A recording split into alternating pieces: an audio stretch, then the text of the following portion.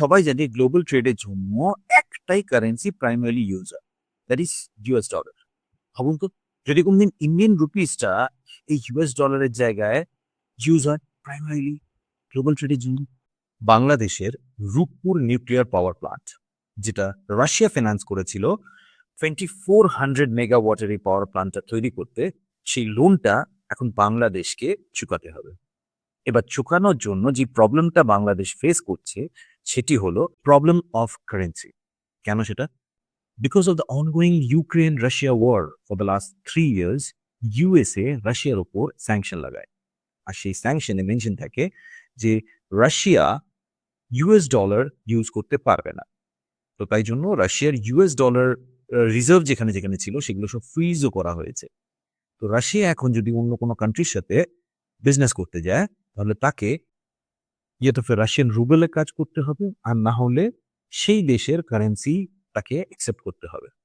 তো এরকমই একটা সিচুয়েশনে বাংলাদেশ করেছে ফেসে। তো বাংলাদেশ লোন রিপে করতে চায়, কিন্তু বাংলাদেশ ইউএস ডলার রাশিয়াকে দিতে পারবে না, রাশিয়া অ্যাকসেপ্ট করবে না।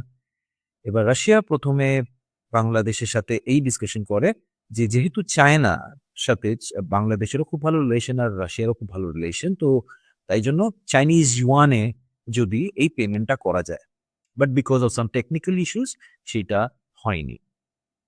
Next possible currency that might be used for this Russia Bangladesh transaction, that is Indian rupees. Can you believe it? Indian rupees India ছাড়াও থার্ড পার্টি দুখানা দেশ ইউজ করছে ফর দেয়ার ট্রেড। যদিও এখনো এই ব্যাপারটা পুরোটাই একটা প্ল্যানিং ফেজের মধ্যে আছে, and it will be confirm by the end of September, যখন একটা বায়োলেটারাল টকের জন্য রাশিয়া বাংলাদেশ একসাথে বসবে। So this is a news, and this is the news to look out for than all the other news which are surfacing in internet or the news channels.